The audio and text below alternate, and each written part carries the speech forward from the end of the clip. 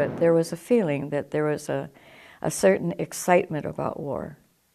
I think that I used to sense, and I think we all did really, there's an excitement and a romance about war, but it's very hollow. It's really very hollow. It won't pay off in the end.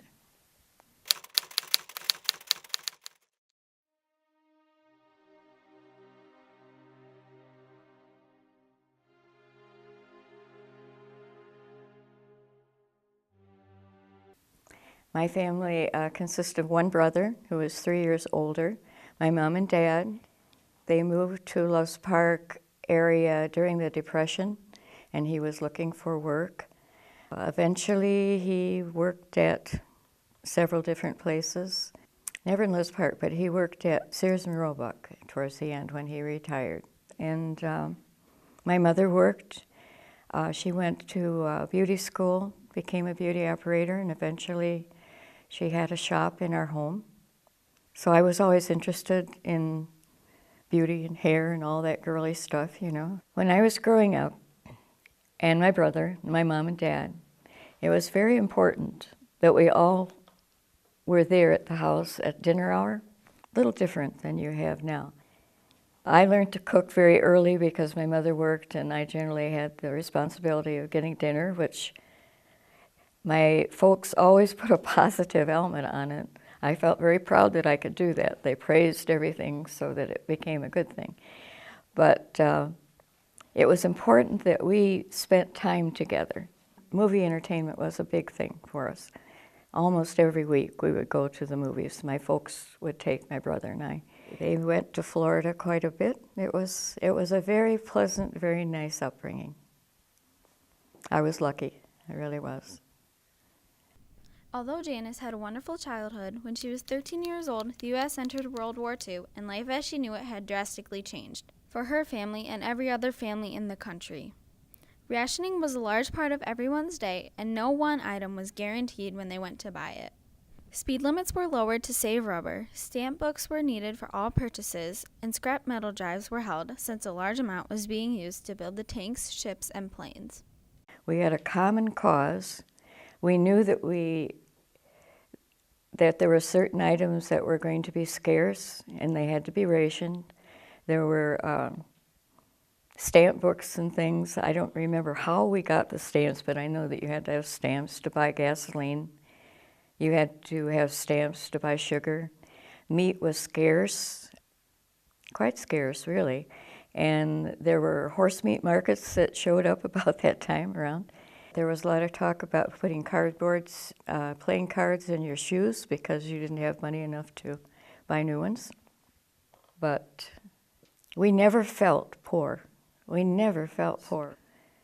We never felt deprived, really, about anything. It really was all a pulling together for the war effort. Many groups contributed to the war effort, and the Girl Scouts were one. The girls helped on farms through farm aid programs, collected scrap metals, and grew victory gardens. It was originally started by Juliet Gordon Lowe to help the girls develop physically, mentally, and spiritually. Also, to bring the girls out of their isolated homes and into community service. The Girl Scouting program continues to leave an impact on young girls even today with 3.2 million members as opposed to the original 18 girls. The Girl Scouting program was a marvelous program. I think that it rounded, my folks did, I feel, a good job of bringing us up, but I think that it showed us that other people were in the same circumstances and that there were positives and how to live and how to set the table, all just ordinary everyday things. During the Scouts, my girlfriend and I, up in Wisconsin to cherry picking way up there someplace. We were going to cherry pick. And there was a camp that you stayed at. And I remember at the time that neither one of us liked our names, so we decided to change our names as we went. I wanted to be Penny, and she wanted to be Mickey, and which was fine, you know, we just introduced ourselves with those names. And the trouble was that the people that we got to know, when they would call Penny or Mickey, we wouldn't respond because we didn't react to that name. And the whole thing was a good experience, too. We both got very homesick, and we realized it was good to come home. The newspaper interviewed us afterwards, and it was fun that way. But that was a scouting program, too. They had a lot of good programs. I imagine they're still out there. I imagine they're still doing it. I went to camp when I was in Girl Scouts, Girl Scout Camp McCormick, several times, and that was an experience. Good time for my folks to get rid of me for a while, right?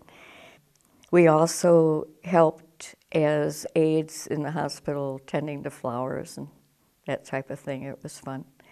But it was always a very positive way of getting out in the world. We had no fear of getting out in the world at that time. With the girls being at such a young age, it was difficult to understand the entire concept of war. No one but the soldiers knew the full effect of it, and Janice noticed that with her husband.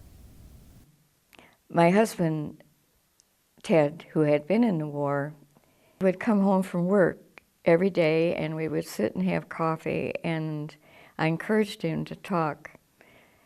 Most of his talk was about his job, to tell you the truth, but sometimes he would talk about the war. And it was enlightening to me because I never had traveled anywhere. I was always happy to hear about it. And the experiences that he had with the people, they sounded just like people just like us, were extremely interesting.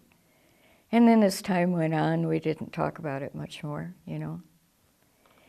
You had life to deal with today, let alone having to rehash either pleasant or unpleasant of the yesterdays.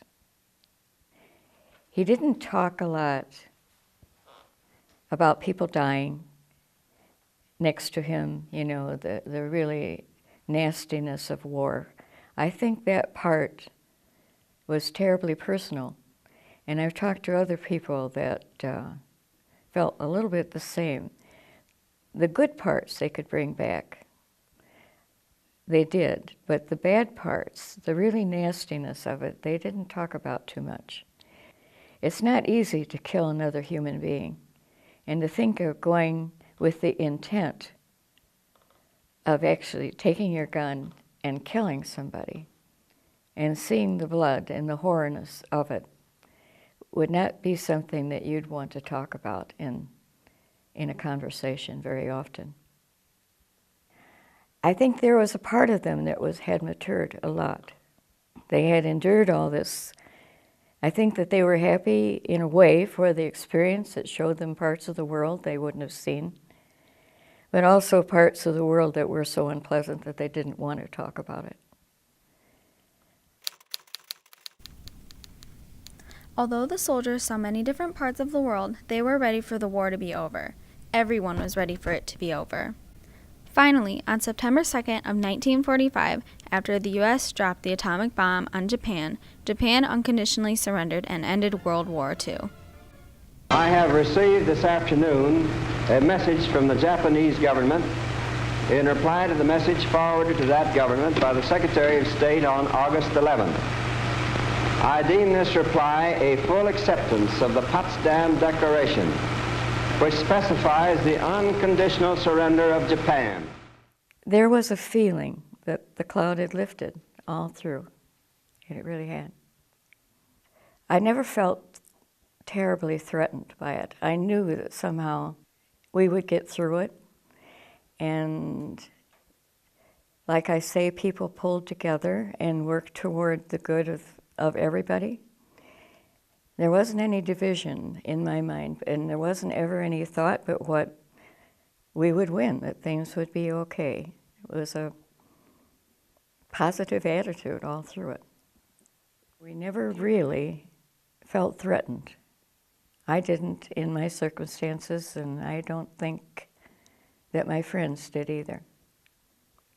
We're lucky to be isolated in a way so that those bombs don't reach us. But that's only going to be temporary.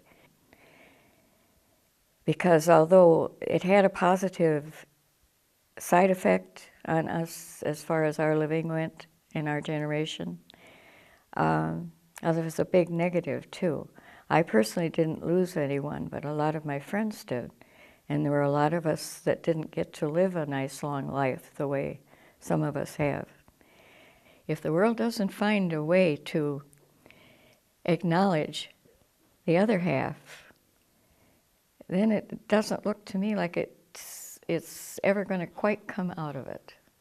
You know, we need leadership that's in a positive vein. Hopefully they'll find it.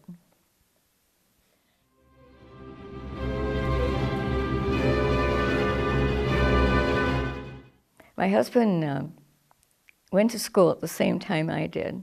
I didn't date him in school very much, but when he became engaged to a friend of mine, which was sort of interesting, and I used to date the husband that she married later. She broke her engagement, and I never was quite sure why. We never really talked about it. But when he came home on leave or something from the war, he was almost out then, I liked him a lot. And I asked a friend of mine down the street to introduce us because he knew him. And it just took off. It seemed like it was the right direction to go. And it was a good marriage. At the end of that time, it kind of fell apart, unfortunately. And then I was single for 10 years. I had a small hearing aid business. Unfortunately, I didn't know that I was going to need one. But after 10 years, I met a gentleman that I liked a lot. I wasn't sure that I wanted to marry him, but he wanted to get married, and we did. And it turned out it was a wonderful marriage, and I was married to him for 30 years. He was a woodworker. He had been a pattern maker, and when he retired, I came across a set of Swedish carving tools. And I brought him home, and he said, I'd always wanted to carve. And he became the most marvelous carver you ever saw. I have a lot of his works, and I paint. So we worked together very well. He died on our 30th wedding anniversary, and it was like, I couldn't believe that we'd actually been married 30 years. It just gone so quickly. And he had told my son, now when I go, you be sure that your mother continues to get out in the world and dates or does whatever she's happy to do. And I have, and my life has continued. I feel fortunate to have lived at the time that I've lived, and none of us know what's in the future. You know, it could come anytime. But I would honestly say that my life has been good.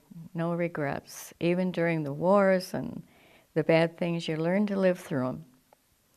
You learn that there's another day coming, and you hope it'll be a good one.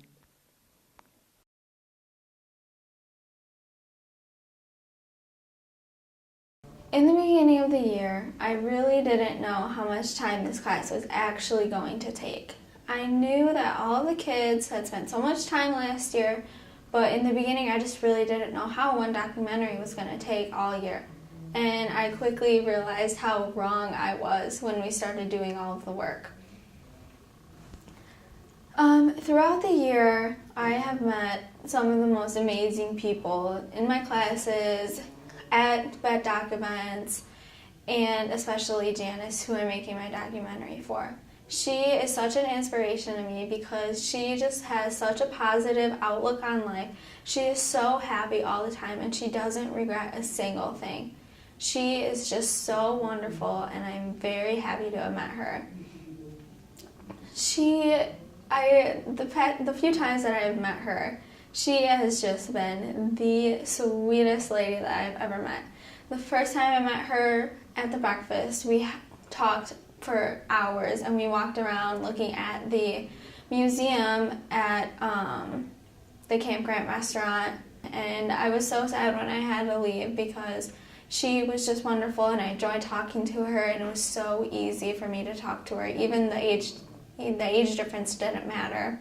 The last time that I saw her, me and my mom went to her house, and it was a wonderful time. She greeted me, and she hugged me, and she said she was so excited to see me, and I was only planning on staying for a few minutes because all I had to do was grab some pictures. But me and my mom ended up staying for about an hour because Janice was showing us all of her pictures and her artwork around her house that her and her husband had done together. And it was amazing, the team that they made. He carved and she painted. Unfortunately, she can't paint anymore because she was a marvelous painter. And I just loved every second of it. She kept explaining to my mom how sweet I was, and it just meant so much to me that I had made somebody feel that way. And I hope to make her feel that way with this documentary because I put a lot of time into it. So, I saw her face on the screen every single day. I know so much about her, and I think that I was able to capture the kind of person that she was in this short 15-minute documentary.